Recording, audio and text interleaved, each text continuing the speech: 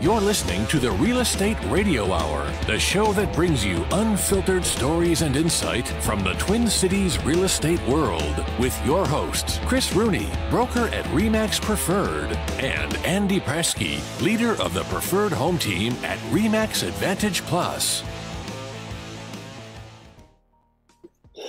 Hey. Good morning. Good morning.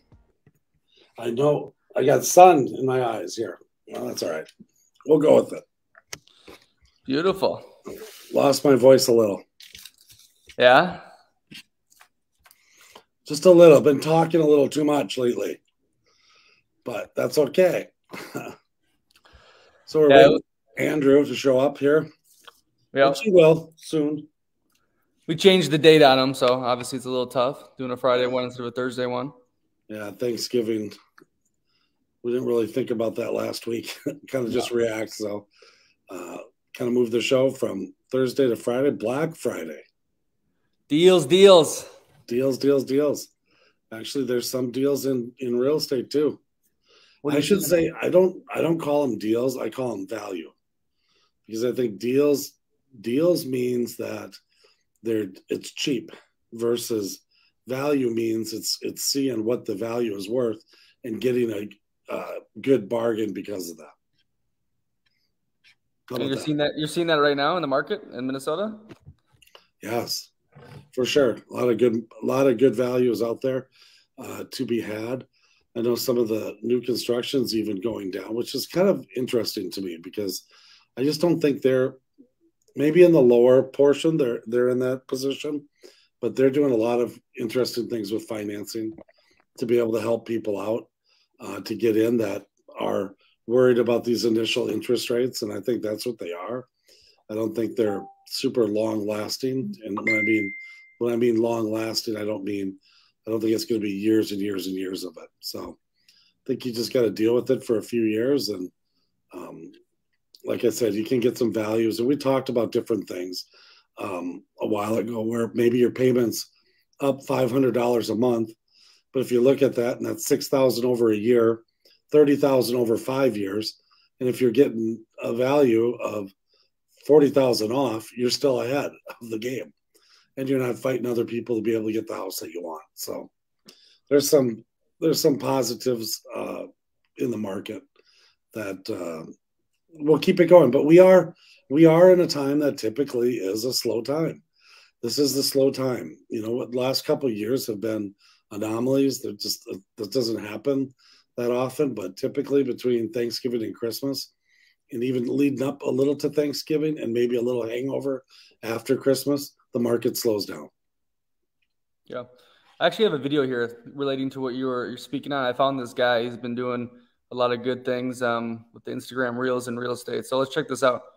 Okay, guys, so watch to the end of this video, and I'm going to prove to you why this market is so impatient. But look at this. Mortgage rates dropped faster this week than any time in the last 40 years, from 7.08 to 6.6. That's $100 less on a mortgage payment than this time last week, and it's $12,000 more worth of buying power. Now, how impatient is this? Despite recent dip in mortgage rates, uncertainty stalls the U.S. real estate market. It's been literally days. How in the world is the market supposed to turn on a dime? Listen, everything from here on out for the next 10, 20 years is going to be slow. Every little movement, even the shift right now, happened in slow motion. Nothing's going to just bounce back or change in a matter of a week. Even what we're going through right now took months and months and months for this to change, guys. Be patient. Big time. Patience is key, you know. And really, if you think about it, I mean, everyone's like, oh my gosh, I better grab that rate right now, or geez, I better hold off a little on the rate. I mean, even if it's $100 a month, I mean, put it in perspective. People, to put your whole life on hold for $1,200 a year, or what, $5,000 after 5 years or 4 years, it's silly. On this stuff. And I think that's what people just need to understand. But I think where market stall is consumer confidence more than interest rates. They just want to know where things are going and where they're headed, where jobs are headed. I mean, if they're going to have a job, are they nervous about not having a job? You know, I heard it yesterday at Thanksgiving, and people are like, well, geez, I don't know. Maybe you shouldn't do that because Not sure what the industry is going to do. Yeah, I'm not one of those guys. So, well, speaking about that, I mean, obviously you've had experience in history, and we're kind of dedicating this to in memory of Phil Rooney, who was kind of a pioneer in south of the river real estate. So you've been through all these different type of markets. I mean, what do you notice from the past, or maybe when Phil was doing business compared to now? And can we take that information and see what's going to happen here in the future? Yeah, well, my excuse me, my mom was licensed first, and so that was, I think it was in 1967, almost 1968, making me 1 year old, and then Dad was basically right after that. And so people know, my dad passed away last week. We just had the funeral on Wednesday, and so but it was cool. We got to talk about a lot of different things, and one of them was real estate. And he had a passion. He had a real passion for real estate, but it was a totally different time back then. And I just think, they obviously didn't have the tools and all the knowledge and everything that we have today. But if you can imagine dealing with, we're talking about these interest rates and being 6.6% is holy hell. Yeah, look at that. So from, even from almost 1990, they were over 10%, upwards of in the early 80s, 18%. But I think the one thing that didn't happen back then, Nick, was exactly what that guy was that was just talking. He was like, this is what the media is doing. They didn't have the media back then. And the media wasn't stoking this, fear in everyone and manipulating them and how they wanted them to live. And so it was one of those things that I think for yourself, you were trying to decide, boy, is this the right thing to do, or is it not the right thing to do?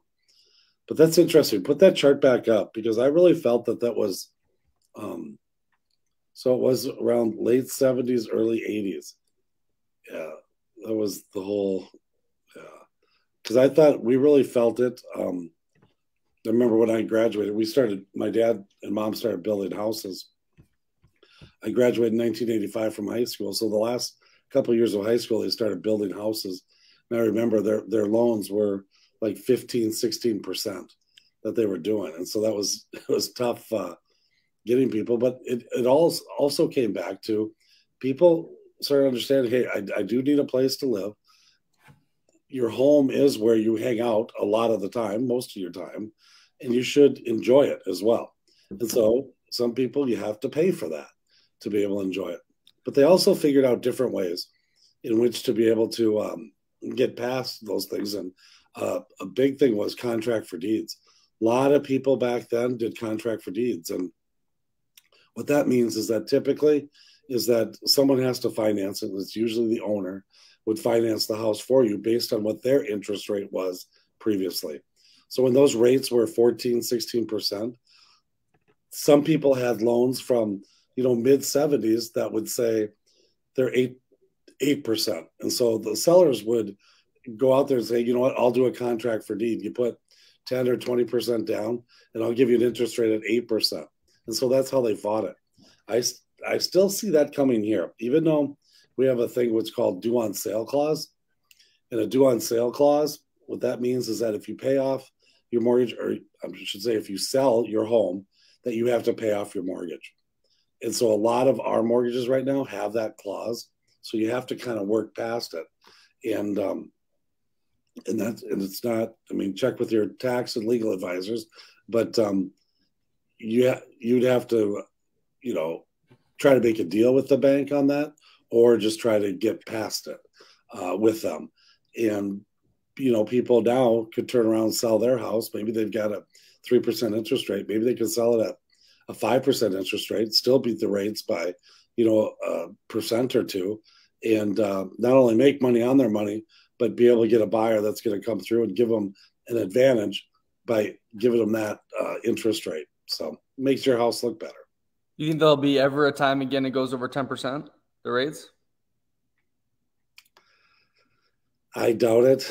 I think there's just too much pressure now on people. I mean, the media would go berserk and people would go crazy on Twitter. And, I just don't think now everyone's held a little more accountable, I hope.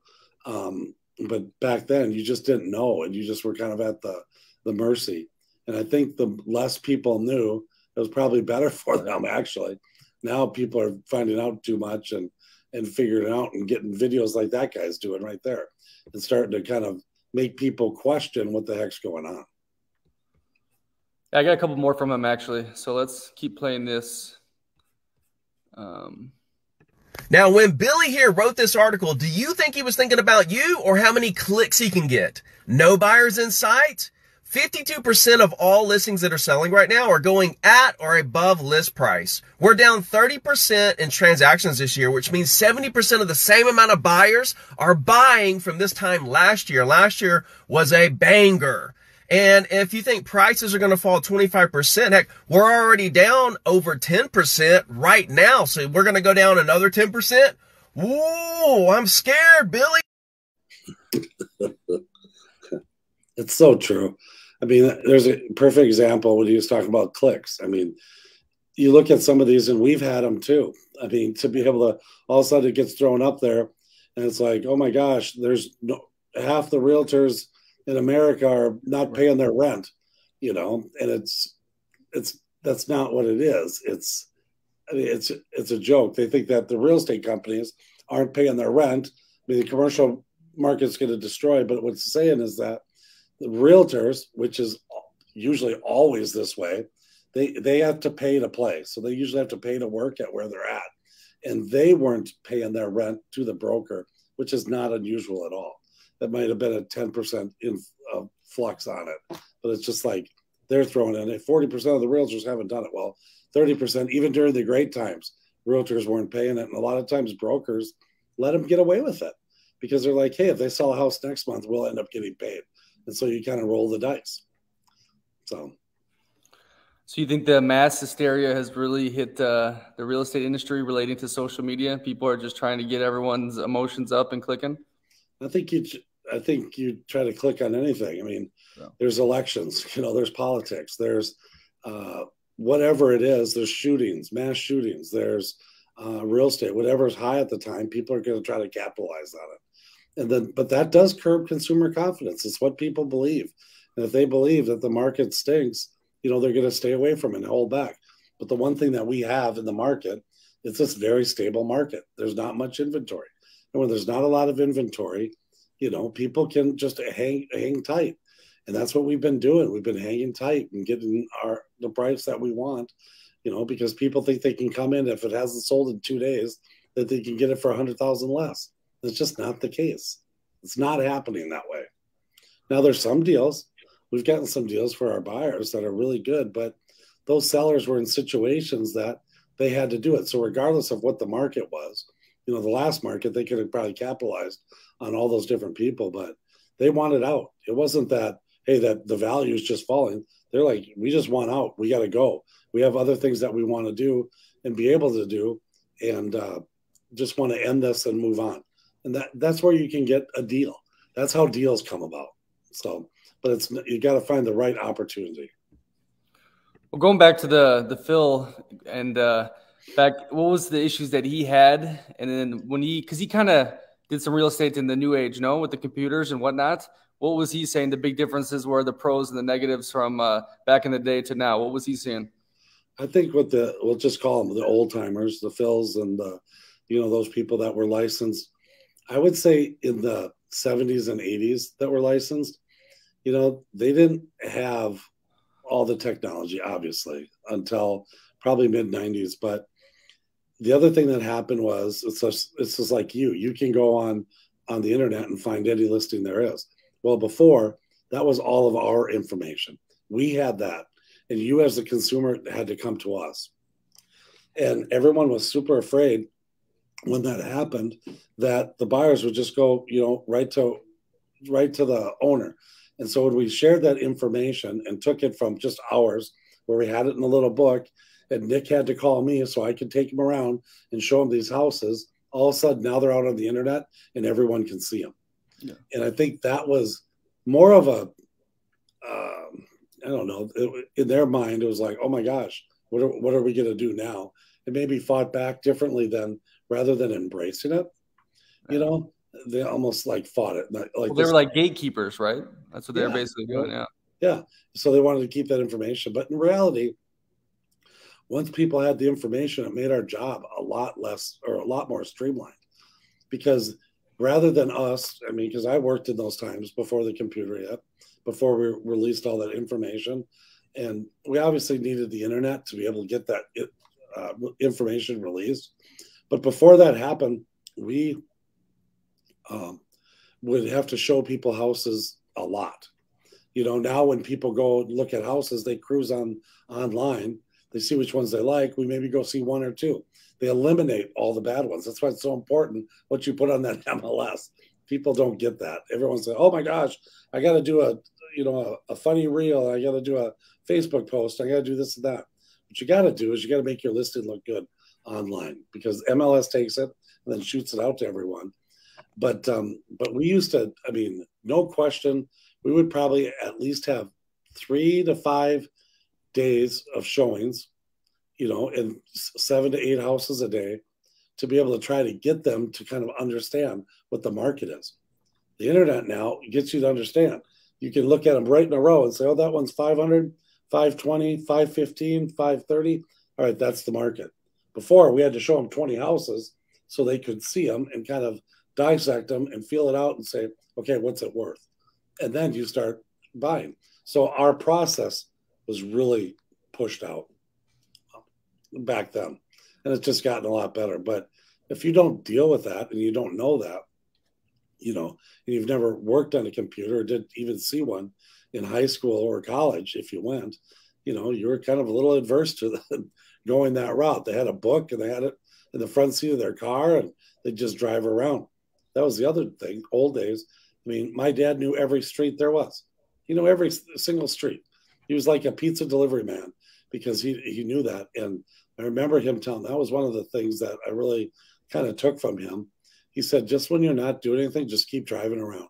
Figure out what the streets are, because people are going to say, you know what, there's one on Huron. And you're thinking, where the hell's Huron? You got to know where Huron is. You got to be able to drive there and meet someone there. And the other thing that was different is that they were in your car. They were not driving and meeting you there. Everyone jumped in the car, in the realtor's car, and we drove around and we went and looked at all these houses. And so, because when we had a bunch of them, you know, it was a whole day kind of a thing. So it was a lot different. I think how you sold to people was different. You know, I had talked about in that eulogy the different things with him of, you know, like what his sales words were, you know, oh, you'll never see another place like this. I've never seen one like this. This is unbelievable. You better hurry because it's going to sell fast. All of those type of things were, you know, common phrases back then where people didn't know if they were going to sell quick or not. You know, now they know. They can see it right live in front of them and look at it at 2 a.m. That's why I always tell realtors now, I said, you have to remember these buyers know that market, the market they're looking in, they know it better than you. And they're all like, what? There's no way. Like myself, I work in Prior Lake all the time. But I'll tell you what, I don't concentrate for the last 3 months looking at everything in Prior Lake that's sold or is on the market, but between 300 and 325. Those people have, and they've been watching, they know everything about it. And so they know that market better than I have. So I've got to know the whole market better. What it used to be is that, you know what, nobody knows about these listings, so I can pretend I know more than them. So you think in the past the realtors were way more car salesmen and not as respected in the industry, yeah, I don't know. I don't know if not more respected, but I would definitely say more car salesy from what I remember. I remember first getting into the industry, and that just wasn't who I was. It just wasn't that guy. And I was big into I got to know what I'm talking about because I don't want to look stupid. And I ended up, and my dad encouraged me too, to talk to some of the younger realtors that were, kind of cutting edge and moving into technology and stuff. And I started learning from them and looking at how they handled themselves and what they did versus, what I grew up with. And kind of took a little of those pieces. And I think that's the one thing, biggest thing probably that I learned from my dad is being able to, represent your client ferociously, go after that client and represent them and work in their best interest. I think that was the biggest thing that I got from him that I took over. Then I took bits and pieces from a lot of different people to kind of do what I do now today. Beautiful. Let's get into some of these listings. I think we're going to go over current ones you guys both have listed, so you might have to sell some of Andy's too. And where is Andy? I think he didn't get the memo. We went different day. He went to sleep. Okay, well, I'm not doing his. Show some of mine. I'll do mine. We'll do the commercial first. So it's brought to you by Chris Rooney Home Experts. Okay. I was just 1 year old when my family started in real estate, where both my parents were agents. They also dabbled in investing in real estate, rentals, flips, and construction. After college, I went right into getting my license in July of 1990. As a 23-year-old agent in an industry that looks nothing like today, I had to know more for my clients to choose me. There wasn't Zillow or social media to tell them how good I was. I had to win them over with knowledge. With knowledge comes confidence, and with confidence comes results.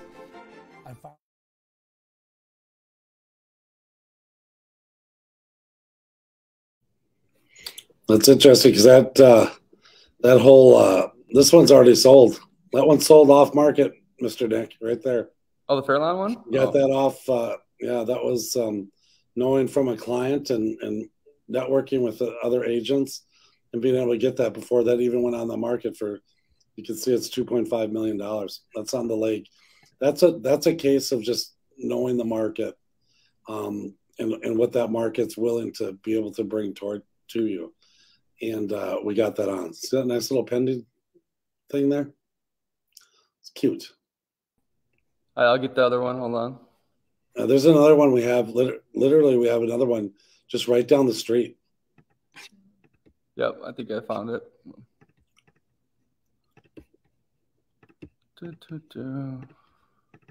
Perfect.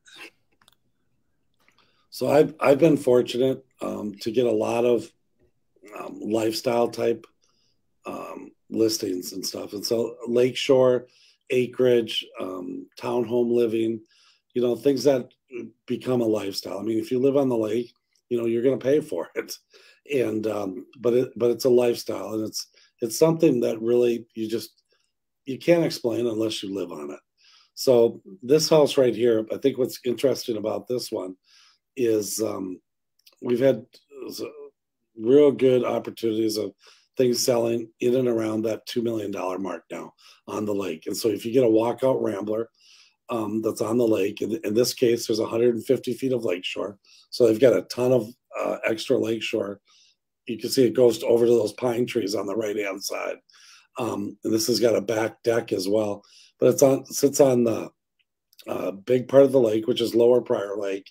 And you can see it's a walkout rambler, but it's a more kind of a mid-century kind of feel. So kind of low roof lines, but lots of windows, got a huge deck on it. For the most part, this place is, again, it's on a perfect location, but you can see right there, there's a great example, is that what's interesting about it becomes a lot more private because it sits down off the road a little bit. So to the right of this photo is the main drag, which that other house we saw, the pending one, is on, but it sits on there, and they've got this really nice pavered driveway that kind of gradually goes down and then into the garage. But what it allows, which doesn't happen a lot on the lake, is that you get privacy. And getting privacy on the lake from the front is very rare. It's very rare. In this area as well, you can park on both sides of the street. And that's a lot of things that people don't think about when you're on the lake. But a lake is a lifestyle. You usually have friends and people over. So you want them to be able to park somewhere. There's a lot of places on the lake that you can't park even on the street, and or sometimes it's only on one side of the street. So here you got both sides of the street. You got a huge driveway, all fully landscaped. They put about 200,000 into landscaping here. And then as we go into the house, you can skip into some of those pictures into the house. You'll see it's pretty, so you'll see it's pretty updated. It's got the, the cherry floors and the alder woodwork. The paint, now, okay, so here's when we're talking a deal or value, here's where it is. And so, these paint colors, I mean, if you look at them, they're probably, about 2006 colors is what I would call them. But if you can imagine and seeing this, is to be able to switch that. I mean, it changes the whole house and the whole feel of it. And even when you do like a red here and a tan here, if it's all one, it becomes bigger. There is a fireplace that sits in the middle of the home. That's a lot of the mid-century type houses had that, where they have the big center two-sided fireplace that sits in the middle, but it does sit in the middle. And so some people might not enjoy that, but look at this high-end kitchen. I mean, it's Wolf Appliances, Sub-Zero refrigerator. It's got all the makings of a house that's going to be in the 2 to 2.2 million, but it's listed at $1,795,000. Just little things to be able to do to it, to be able to kind of get it to that value. So that to me is a value. We've got it priced right for what it is, but for a couple changes, you create this huge value of a home. 150 feet on Lower Prior Lake, 4,600 square feet walkout Rambler. I mean, I just sold a Rambler down the street that had 3,800 square feet, sold it for $2 million. Had another one that was 3,900 square feet, sold it for $2.1 million. So you can kind of see where when I'm talking about this whole value thing, because for the most part, this place is totally updated. There's just little things that it needs to be able to kind of hit the next round. Beautiful. So there's another one too, Preserve. You're gonna make me keep talking. Uh-oh. There he is. There's my man. Hey. Morning. My turkey.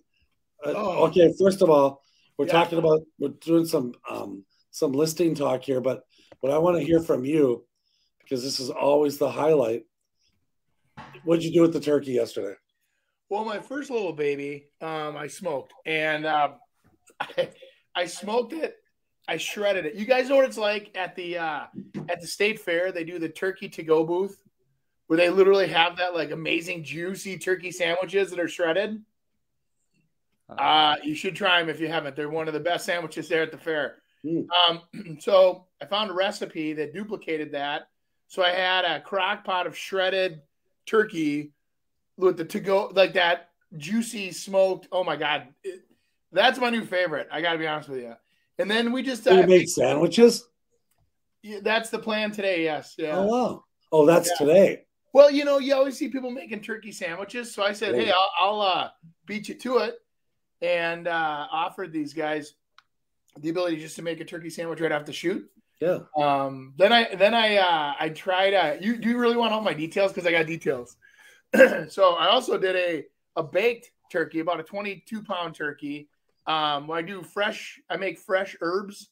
Where the herbs I put into a butter and I put them under the skin, and it's a butter herbed turkey that turns out stupid. I mean, that's like ridiculous. And then I did one last one just for fun, just because didn't have anything else to do. I did a fried Creole turkey. Come on. See, this is why I asked Nick. This is what happens every year. Yeah. This is a turkey, man. So no bacon involved this year. No, I don't. I think they look really cool and they taste amazing, but people are confused. When you pull out the old bacon wrapped turkey breast and they look at it and go, well, "How do we eat that?" So it's like, and even when then you slice it and the bacon comes off. So it was a very fun production, like when we did it the one year, but it, I saw you pardoned one of your turkeys too. Yeah. Did you like that? Yeah. Oh man. I was trying, these guys always want us to come up with, be funny or be creative. And I'm like, you've been doing a lot of content lately. Haven't seen Andy. It's good. Yeah. They're pushing me hard over here. Yeah. This is the first time I've ever seen you with a hat on too. Yeah, I could go without. It looks the same either way. So you don't style that every day. It's just natural.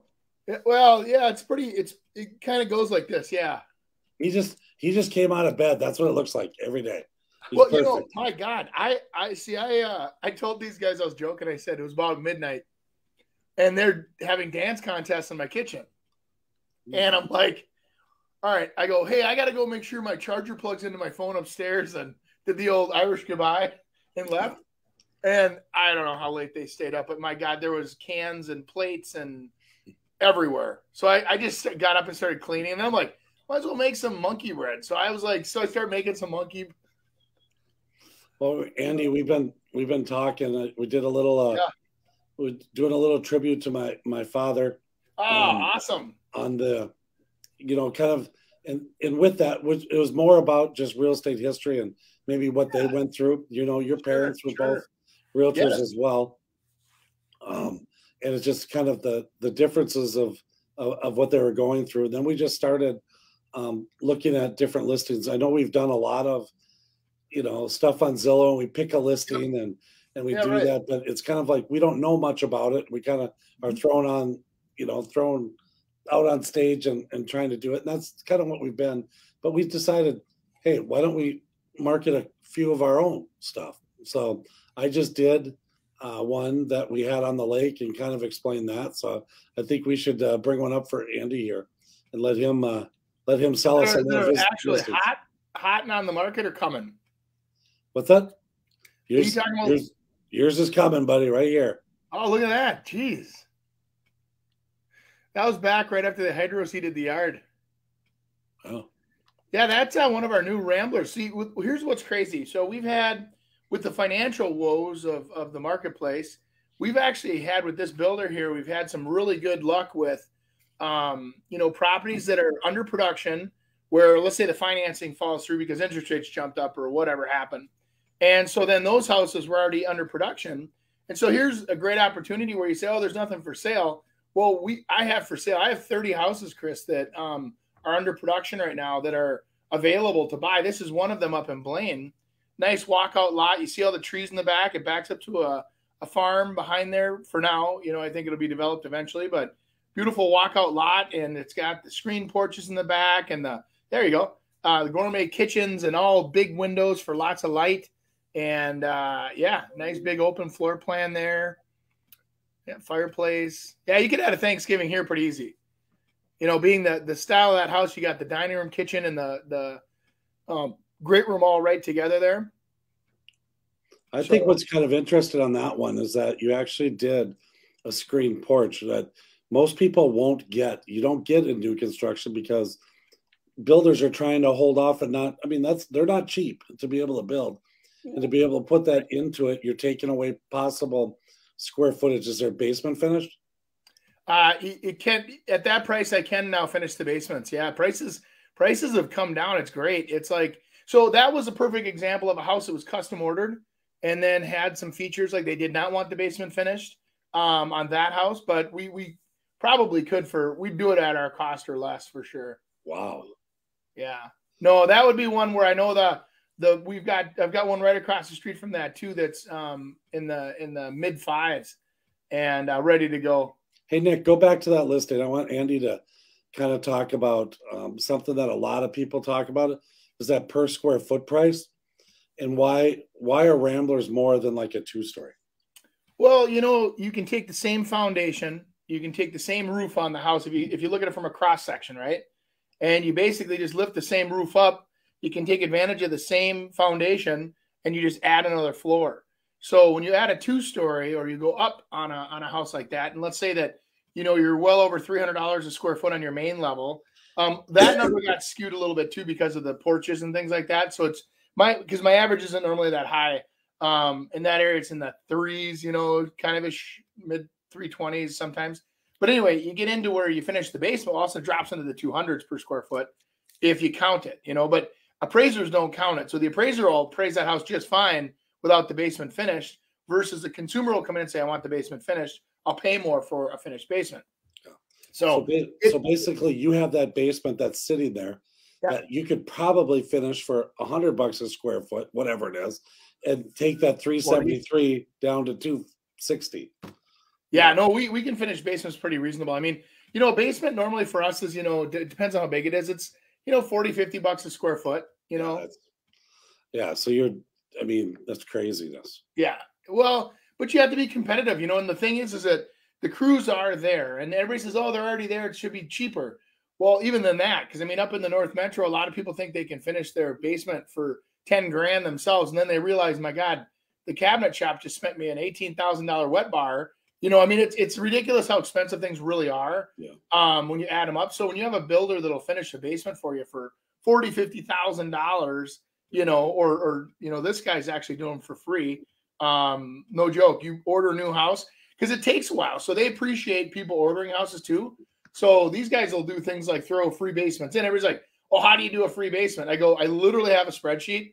And instead of charging you the $48,000, we don't. And it's like, so you literally get a free basement. But then you're also waiting, 12 months to build your house. And a lot of people with the vulnerability of markets, and they're like, well, rates could be higher, they could be lower. And so then, the key thing right now, Chris, is financing. If people need to attain financing, that's kind of where we start with people. And then the lenders of the builder are locking people out 360 days, no penalties. You can convert it to a different product. So it's crazy. Yeah. How about the area that's in? Obviously, it's a new construction area. Yeah. What kind of neighborhood is it? I mean, because I think that's what you have to do from a builder standpoint too, is you have to look at all these factors when you're developing that, let's just say that model. Mm-hmm. And, why did you put a screen porch on it versus finish in the basement? And why did you do this and do that? And is it a price point that you wanted to get at? And typically it is because of a neighborhood. Right. And that, and when you look at your competition too, that's the other thing that a lot of builders do. We'll do an analysis of the area and we'll just say, okay, what other builders are offering what at what price? And then how do we stick out, or how do we, make ourselves, the place that they come to? And with the empty nester crowd, it's kind of odd because it seems like there's those that want complete maintenance-free living townhouse, and they're okay with being attached. Then there's those that want detached, and then there's those that want detached, but they don't want any rules. And so then that's where we kind of slide in. But I'm telling you, not a lot of people want to retire and have a $600,000 budget for a house. I mean, a lot of people come to us and say, what can you do for $400, $450? And that's more common nowadays. And we can, it's just the houses get smaller, or you have to go a little farther out. And hey, if you're not commuting to work every day, as long as you're close to the amenities that are important to you, is it shopping? Is it restaurants? Is it a hospital? Do you have a clinic that you have to go to a couple times a week? Whatever it is, you just kind of do your circle around that now. A lot of times it's interesting too, Chris. It's the grandkids or the commute to the cabin that makes a big difference. That's why Blaine's a popular one there. A lot of people that go up that east side of Minnesota or straight north into, Mille Lacs or whatever, straight out of that area, 65 and, McGregor, wherever you go up north. I see my Alexandria crowd on the other side. Last two houses I've sold, both $2.5 million. They're people they're part-time homes for them, but they have grandkids in the area and they want them to be able to hang out with them. And so yeah. That's like crazy. The number one, they want to be near the kids. Mm-hmm. We're seeing that too, Andy, with new construction. In our neighborhoods, it's crazy that, you think that people they're downsizing, but what they're doing is they're just creating the lifestyle that they want. And what they want is they want people to come and visit them and to be able to stay with them. And so they're creating suites for like each kid, put it in pools and just making it comfortable for people to come. We had, God, was it 2 years ago? I had a build and they took us all the way out to Buffalo, Minnesota. And this guy wanted to have the big Rambler and have a sport court behind the garage. And everybody's like, what are you, crazy? Nobody will ever buy this house.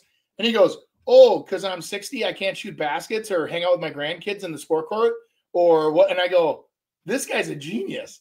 He literally, for about 50 grand, built this sport court. And guess where they always want to go now? They go to grandma and grandpa's because they have a sport court. Yep, exactly. Yeah. That's what I sold.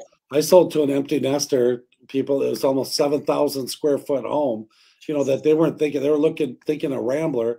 Instead, they got a 7,000 square foot home with a big sport court, bedroom on the second story. They're very active people, but why? because of exactly what you just said. That's where they hang out, grandma and grandpa's, you know. Well, that's, you think about like these big holidays like we just went through, and you think like, okay, so if I build a place and I want to be the entertainer and you like to do those things, I tell you what, I can help you design something that you'd like, because I live it, man. I'm like, okay, you need a spare bedroom for this, you need a spare bedroom in the bathrooms of this, what, and so I can lay all that out, make it comfortable. But again, it depends on what kind of a family they have. Do your family, do they come into town and stay overnight for a couple of days? Are they the kind of family just comes to visit for a couple hours? And, and you design something that you can afford the taxes on. Because I'll tell you what, Chris, long after we're big income earners, we're like, oh yeah, we're powerful, we make all this money. You retire, and now you're at the mercy of whatever yields you get, off these investment funds and whatever else, or however you do it.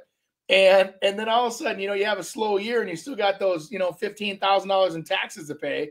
And it can get ugly. I mean, and the bigger the house, the more the heat, Yeah. True. How many houses do you do, Chris, where they look for alternative heat sources? Not many. We just did a geothermal one. Yeah.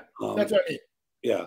Yeah. And that's, it's probably what, $50,000, I would say. And geothermal really matters on kind of what you have to work with and what kind of soils you have and all of that kind of stuff. It could be a lot more expensive. You could even get less, but just depends on soils, which I never really knew that. I thought, well, just dig a hole, they do it. But where the water is, it's very interesting. So it is. And it's, like you look at areas, like I was thinking about up in Alexandria where they have, I joke because they don't have natural gas coming to the houses around roads are paved, sewer, of course you have your own well. But then there's high speed fiber optic internet. But then you have to go to propane for your heat. Yeah. And I'm like, that's ridiculous to me. And so, I mean, I remember a couple of years ago when propane, you used to have to give a kidney to get your propane tank filled. And, so now it's like for me up there, I'm looking at burning wood stoves. I'm looking at the different versions of solar. I'm looking at geothermal. I'm looking at every resource I can to figure out a way. Cause I'm thinking long-term. Like, I'm like, okay, if I own this place for 30, God bless, 40, 50 years, Lord. Yeah. Okay, who's kidding? I got about 8 years left. On a hard 8 years. And no. And so you get out there to the cabin and you put into it what, and then you don't have to worry about it or think about it. I think that's a lot of people, how they buy houses. They look at the investment and they say, you know what? Remember when we had the guys from, what was it, the company Sala? They came to the radio and they talked about that net zero house. You don't remember? Okay. So we had an architect that came in. Yeah, it was, I think the company was called Sala, S-A-L-A. And they did a net zero home and it was about $2 million. And the guy goes, yeah, it's about a $400,000 house. There's that much into making this house a net zero, yes, all green, no, impact on the local area, right? A net zero home. And it was really a cool idea, but it's like he said, he goes, what are your values? Because he said, that's all that it comes down to is like, if you have that in your that you want to spend that much money to make a net zero house, but nobody else can afford that. So you understand that you're making an investment that your neighbors can't ever pay you for if they want to buy your house, or whoever. Yeah. Yeah. But there's people for everything. There really is. It was funny last night at Thanksgiving. My brother-in-law was over and he was talking, his kid plays in the juniors in hockey in Wisconsin and in Chippewa Falls, it's called the Steel. And nice. These teams are owned by people. And he said, yeah, he just found out that they were for sale. And he said that the owner is a lady in California. And they basically use them as tax write-offs. That these so it's just kind of neat. That's crazy. Or it's like, hey, I've got money. What? Yeah. Why wouldn't you want to own a junior hockey team? Kind of cool. It sounds cool. I own a hockey team in Wisconsin. Yeah. I think you can buy one. I think it's $500,000 if you want to buy one, Andy. That's crazy. Wow. So I'm good. Wow, look at that nice listing. Who's got that? Andrew Prasky. Praskily. Yeah. No, that's a nice house too. That's my most popular plan, the Cape Cod. Ends up being about 2,960 square feet above ground, something like that. 4 bedrooms up, loft, laundry's up, lots of fancy woodwork, main floor office. You can see this. It's open stairs. It's a nice house. Nice windows, tons of natural light. Kitchen's awesome too. So, and that house you can build in the high 6s as well. So, kind of cool. Yeah. How many bedrooms up is there? 4. 4 bedrooms up. I get a lot of buyers though nowadays too that are they want, a main floor office to turn into a bedroom or what, and you just add a closet or whatever. That's unbelievably popular now. Mm-hmm. Getting a main floor room. It's not necessarily for the owner, but it's maybe for elderly parents. Correct. Yeah, I see that a lot. Where you've got an environment where mom and dad are going to come visit for 2 months in the summer, and they want them to be comfortable because they respect their elders. Yeah. Yeah. Well, I think that's interesting, and you should talk about that because I got the honor to do a eulogy for my dad, and I was trying to come up with some ideas, and I was, I think once you live with a parent that maybe was having a hard time for a while, and you start thinking about, that they become a burden and a problem and blah, blah, blah.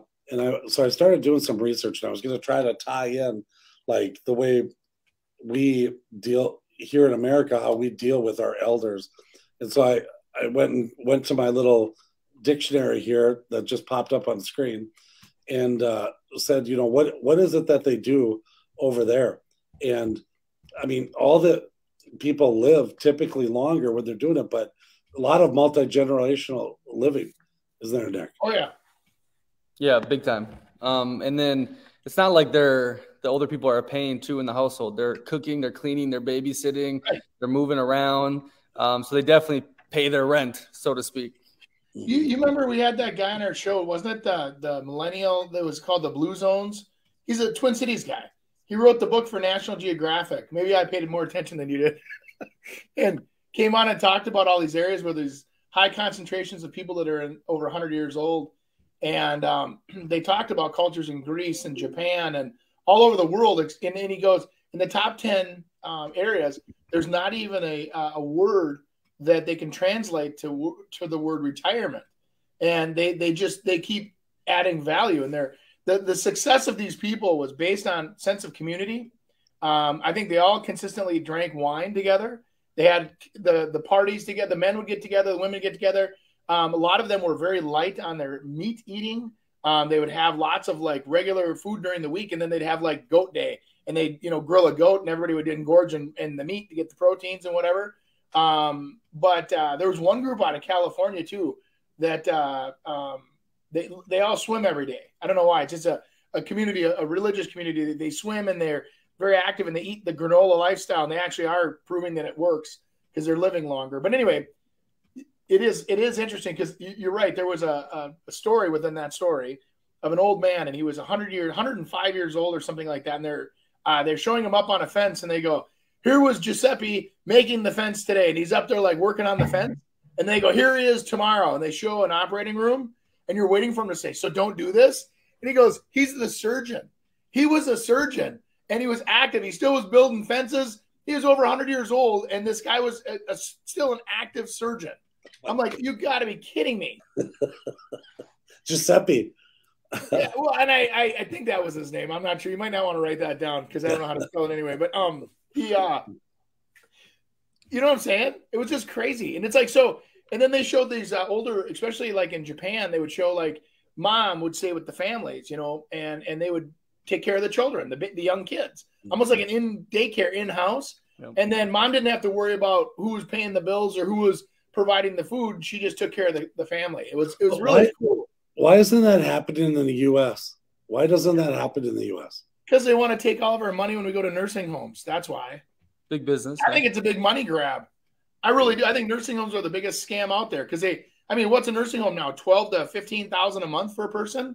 I don't care how successful you are. You're not going to make it very long in a nursing home pulling that kind of cash out of your account before you're at the point of where you're broke. But I think they've almost like made it say, hey, put them in here They'll be taken care of. You don't have to worry about anything. And do you think it's more like instant offer? It's like an instant offer on your house. Just instant solution for grandma. Yeah, but do you think it's because we look at it like, hey, that's convenient now for us? Yes. Much easier for us.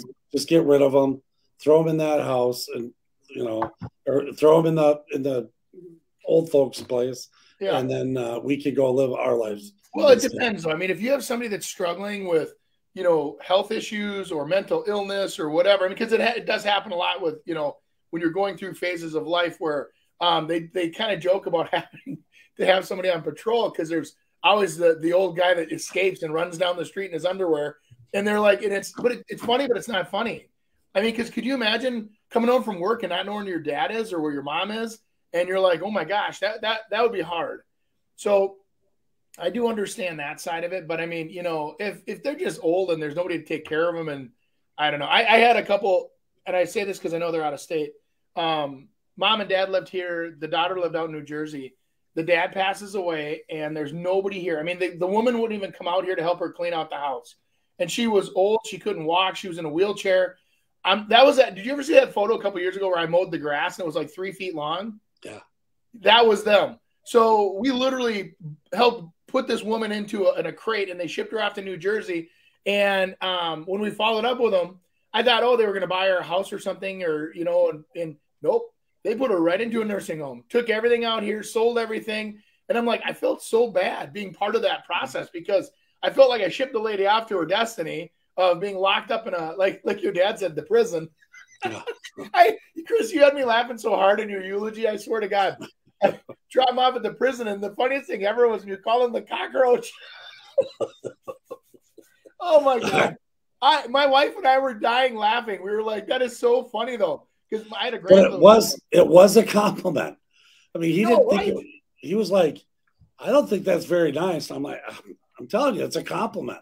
But Phil, you listen to me. No. He affectionately called this McKenna Cross in the prison. But I remembered, I didn't say this, but I'd come in and he'd be in a wheelchair and I'd put him in and I'd just kind of push him in there. I said, he's your problem now. I'm out of here. And then everyone would laugh, and he would think that was just awesome. Yeah. Well, they know. I mean, and that's I think the right approach to take to it. If you have a little fun and you go visit everybody and let them know they're important to you. And it's hard though. I mean, I can't imagine being on the other side of that equation where you're the one getting dropped off again. And you're like, damn, I've got 2, 3, 4 days where I'm not going to see anybody except for the nurse or the provider. And you watch TV and you listen to how everybody tells you how everything hurts and how sick they are. And I mean, it is kind of a weird thing, though. Yeah, I think the main thing is because the way of life is much slower over there. Obviously, in America, we're run, work. But I've seen 2 really good examples of it that you still got your privacy, but then you're still next to each other. One was my coach in Italy. His wife's grandfather built their home. And it was like a 4-story, looked like kind of like an apartment building, And on the top floor, I think they had the daughter lived up there, and then below that was the mother, and then the grandparents were on the second one, and they were on the bottom one. And then like grandma would cook food, and then she had like a thing where you put it out the window, and it goes down to the other rooms, so you don't have to see each other, right? And then it was just really interesting. Like they still kept their privacy, but they were all right next to each other if they needed help. And of course, in Italy, they all eat usually lunch together and whatnot. But then also in Albania, where they had a whole business, they had a cafe on the top. Then they had like the son who was like 40 staying there. Below that, the grandparents were staying. Then below that was kind of like hotel rooms. And then below that, they even had like another like long-term stay type place. Okay. So it was all like intertwined together. And then, grandparents would take care of the young children. And it was just interesting. And they ran the cafe shop too. So it was like a whole operation going on in one building. Yeah. That's I wish I think Minneapolis is getting more towards that, with their no zoning rules. You can kind of turn anything into anything you want now, but for a long time it wasn't that way. And so, a lot of the suburbs still have very stringent rules on, we want your house to look a certain way. We want it to, and they don't let you modify it or make a bedroom for grandma or anybody, Rooneyville will, but That's still in their work. Rooneyville allows that. Yes. Encourages. Yes. Yeah, I got a couple. An Italian grandmother making you a fresh meal every day. Forget about it. I'd be like looking my head up the elevator. Hey, you gonna hurry up? Hey, old lady, get moving. Let me do a couple of these things so I can clip it easier for later in the week. I got 2 social media things, but it's going to be brought to you by Andy Prasky Preferred Home Team. So there's Andy. Well, they said I could have 30 seconds on the show for a quick ad. Andy Prasky, Remax Advantage Plus, Andy@Prasky.com if you want to email us. Here's the thing, 22 years in the business, over 1,400 sales. I'd like to help you with your real estate needs. If that's buying, if that's selling, if that's building, whatever it is, give us a call, send us an email. Let's get you started on your real estate journey. I'd like to help you on the way. Lots of experience here, and I would like to put it to work for you. Andy Prasky, Remax Advantage Plus. Thanks for listening to the show.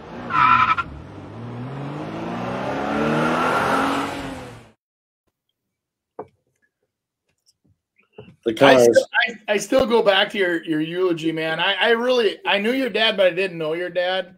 I loved his story too. I don't think we do that enough. You know, you go to some of these funerals and they don't talk about, you know, how cool these people were and where they came from. And this, to me, that story is fascinating. You know, how many kids there are, how many, you know, brothers and sisters they have. And I love those. Well, anyway, I'm a people person, but I love to hear that stuff. Yeah, like I said there, I had a friend do it for his dad, and I was just, when I was there, I said, I have to do it. That's not the speech that you're looking forward to, and it's not very easy to get it out, but it was well worth it, because I've heard a lot of people say a lot of really nice things about that, and it wasn't that it was great eulogy, but they got to know him a little more, and you understand a little better, because you don't hear that, man. Connecting people together and understanding the reason behind the will behind the way, you know. And it's like what I kind of found interesting, you know, with that whole thing is that you're sharing stories that you normally don't share in a normal conversation. So you feel closer to the family, you feel whatever, and it's a nice way to kind of give everybody a hug. I think I really do. I love it. I remember my father-in-law when he passed away, Bob Steenerson. And I remember because it's hard for everybody, you know what I mean? And he was 55, for God's sakes. I mean, that's crazy. But anyway, we were sitting there, and I remember listening to my mother-in-law say, he jokingly said, when I die, I want to get buried in my shooting shirt. It's got the big patch right here, you know, it's orange and whatever. And so I'm a 2X at best. 3X is pretty comfortable for me normally on shirts, and Bob's an XL. And Bob was like, she wouldn't bury him. She goes, I'm not going to bury him in a hunting shirt. It's just not going to happen. So he wanted open casket. He wanted this hunting shirt on. So I come up to do the eulogy, and I do the old rip the jacket off, and I'm wearing his hunting shirt. And I go, well, I said, I got to be honest with you, Betty, Bob won here a little bit, you know, and went through and talked. Oh my God. I just, because it's such a cool thing. I think, you know, it just, I don't know. Yeah, visit often, as I think you said, visit often, or your was it your niece that said, and I took that to heart. Visit often, because you never know it's gonna be your last visit. Yeah. And amen. So true. Yeah, I think I didn't say that. No way. I tell you what, Chris, I actually, you know, I was confused because you were being sensitive, and I know. It was weird. Oh my God, weird. Lisa and I both loved it. You were so good. Oh, thank you. I appreciate that. Yeah. I appreciate it. Well, and then every time you coached us because you're a great public speaker, and we were sitting there and you go, well, now I've been told every time if I get a little whatever kicking in my emotions to drink water. And then so every time you drink water, we'd start crying. Oh, oh wow. Jeez. Oh my God. Yeah, I'm doing it right now. I totally was sobbing at that. Oh my God, you had me totally waterworks. Then your boy comes up there and had me dying laughing. His stories. And you know what I enjoyed more about anything between you and Nick is what you're doing right now. I was listening to Nick, but I was more having fun watching how you were responding to Nick's stories. His were definitely colorful. They were, but my dad would have loved it. Would have loved it. Yeah. That was what I was telling Lisa, my wife. So after the stories were over, we were kind of driving home, and I said, there was a whole not only just an experience being told by and Nick, you can hear us, so you can jump in any time, but there was actually there was a life lesson that was taught to him from his grandfather to be there, to be present at things, and to come all the way across the world from freaking Taiwan. Or were you in Taiwan, right? Thailand. Sorry, my bad.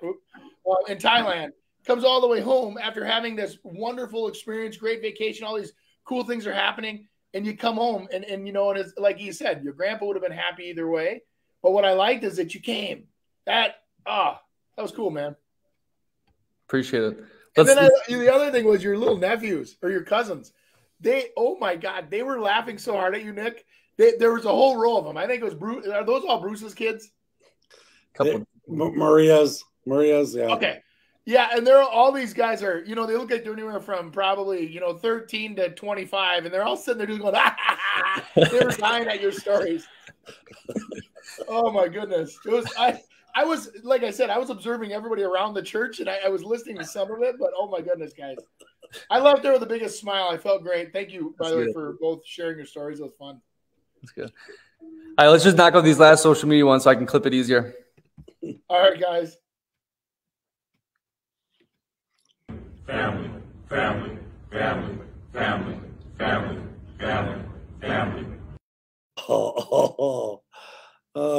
Not endorsed by Andy or Chris. So we have to comment. Everything was going so nicely. Or jail. A lot of people refer to that whole that company as more like drinking the Kool-Aid. They do a lot of meetings. They do good stuff too, though. They really do. Sure, they do. So it's just one thing that I think that is interesting about that company. I looked at that outfit years ago, and I did like the idea that it is agent centric. There's a lot of cool stuff they do there. The one thing that kept holding me back from ever joining something like that was the way that they pay you. And that was it. And they structure it kind of like a pyramid where you can make money, have somebody below you, just like EXP and just like Exit Realty. And there's like you recruit somebody in and then you make money off of them. And there's so many people deep you can go. So what essentially the broker does is employs them, the real estate agents as their recruiters, which is brilliant. I've actually stolen a page from their book on that, where the agents on my team do recruiting. And, and lots of training. So, when you look at those big companies, they do tons of training, and they do charge for their training a lot of times. So, that's a profit center for them, but there's nothing wrong with that. I'd rather be, in the loop and know what's going on than to be some dummy sitting in my house by myself and have nothing to do. True. Very true. Right.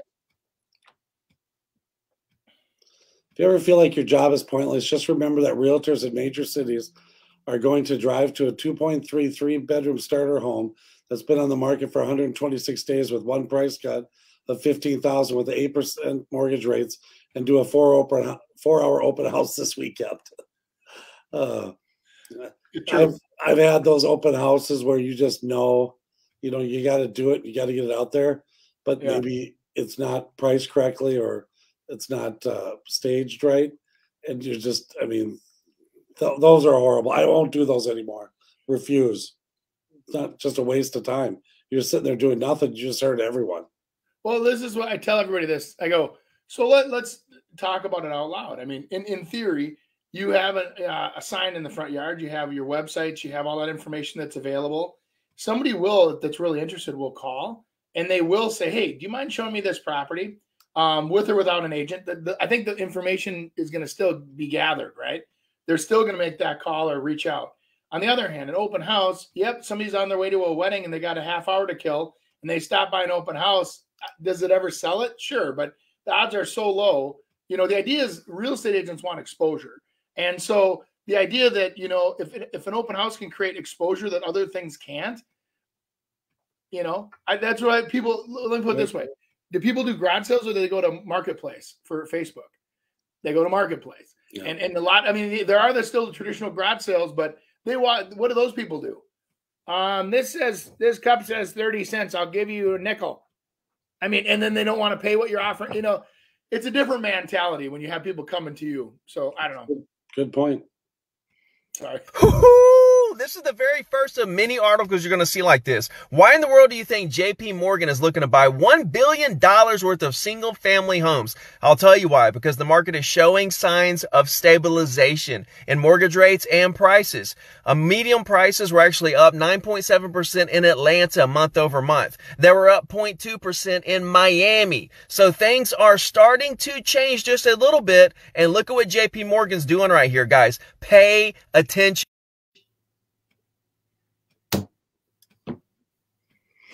Yep. You never know. We'll see. Again, the market is not horrible. It's just not. I'm pretty sure those guys at those big banks follow us on social media and they listen to us. Totally. I'm pretty sure. Allegedly. They were view our podcast on Friday, talk about them on Monday, make their decisions on Tuesday. It's obvious. It's pretty simple. It really is. It works. It works. So. I like that guy, though. He's doing a lot of positive real estate content out there. I like it too, man. Yeah, it's good. It's positive is always good because, I mean, think about this. Everybody that's in housing is invested. They all are curious. I mean, I had that question to me yesterday several times. What's going on in the market? Is it horrible? Are we crashing? Are we whatever? And it's interesting listening to the conversations around the room, people who work different places. I got guys that are in commercial real estate that are going bananas right now. I got guys that are landscaping that already have half of next year already sold out. I mean, so it's not like this economy is stopping, guys. It's still rolling. Yeah. It's just different. Beautiful.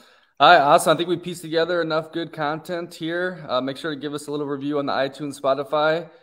Posting 3 clips a week on the YouTube and the Facebook. Hey, last week, a lot of clips started making their ways. People in Rochester were sharing our stories about when we talked about Med City. Yeah, we're getting back in our groove and things are moving. So send in any questions you guys have, and we'll see you next week, right? All right, guys. Thanks for joining us this week on the Real Estate Radio Hour. Don't forget to visit our website, realestateradiohour.com, where you can subscribe to the show on iTunes, Spotify, Stitcher, or your preferred podcast listening app. If you enjoyed today's episode, we'd appreciate a rating on iTunes or sharing us with a friend. Until next time, stay awesome, Twin Cities.